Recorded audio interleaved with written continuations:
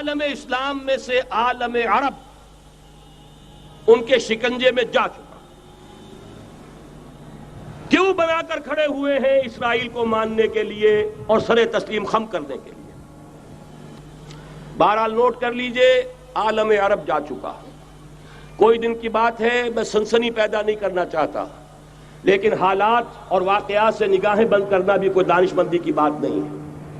یہ ایودھیا کی مسجد شہید کی گئی، ابھی یہ ایک بہت بڑا مزار جو ہے شہید کیا گیا، اور اس کے ساتھ کئی مسجدیں شہید کی گئی۔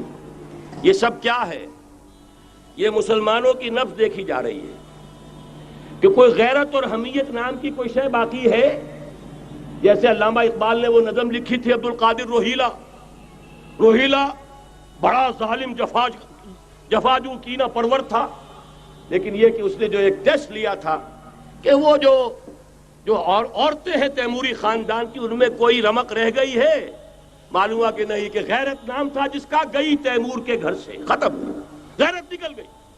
اسی طرح ایودھیا کی مسجد، اب چرار شریف، اور یہ کوئی دن کی بات ہے کہ اب مسجد اقصی کا نمبر آیا کہ آیا، اس کے لیے پوری تیاریاں ہو چکی ہیں۔ یروشلم کا مشرقی حصہ خالی کرایا جا چکا ہے، اس کے اندر اب پورا تسلط یہودی کر رہے ہیں، یہاں تک کہ اب کے یاسر عرفات صاحب نے بھی کچھ نہ کچھ جو ہے احتجاج کی بات کی ہے، حالانکہ اب تک ہر بات مان کر منقار زیرے پر تھا، لیکن یہ کہ ایک وقت آتا ہے آخر کار اسے بھی کچھ بولنا پڑ گیا ہے۔ لیکن یہودی اب پیچھے قدم ہٹانے والا نہیں ہے۔ ان کا تھرڈ ٹیمپل، تیسری مرتبہ ہیکل سلیمانی تعمیر ہونا ہے۔ نوٹ کر لیجئے، ان کے لیے وہ وہی کچھ ہے جو ہمارے لیے کعبہ ہے، ان کے لیے ہیکل سلیمانی بالکل وہی حیثیت رکھتا ہے جو ہمارے لیے کعبہ۔ وہ ہیکل سلیمانی ایک مرتبہ پہلے نبوکدنضر کے ہاتھوں مسمار ہوا، پھر سن 70 عیسوی میں ٹائٹس کے ہاتھوں مسمار ہوا، سن 70 کے بعد آج 1995 میں کتنے برس ہو گئے؟ پورے 1925 برس ہو گئے کہ ان کا کعبہ زمین بوس پڑا ہوا ہے۔ اب تک تو ان کا بس نہیں تھا، اب تو بس ہے کہ نہیں؟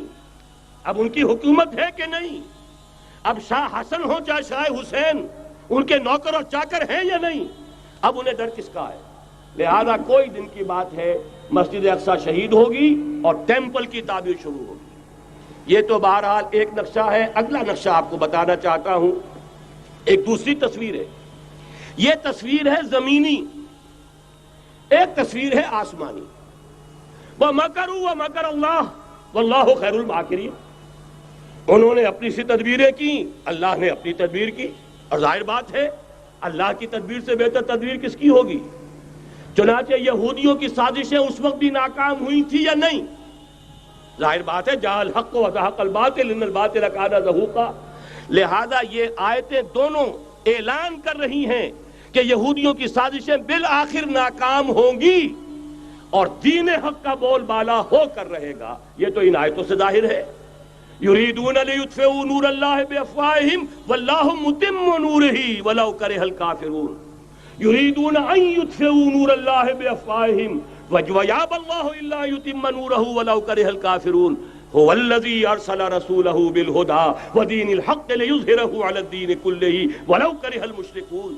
اللہ نے تو بھیجا ہی ہے اپنے رسول کو اس فیصلے کے ساتھ اور یہ ذمہ داری اور مشن دے کر کہ جو دین حق آپ کو دے کر بھیجا جا رہا ہے اسے غالب کیجئے، نافذ کیجئے، قائم کیجئے۔ اس مشن کے ساتھ بھیجا جا رہا ہے۔ قرآن کہتا ہے ببانگ دہل وَمَا أَرْسَلْنَاكَ إِلَّا كَافَّةً لِلنَّاسِ بَشِيرًا وَنَذِيرًا۔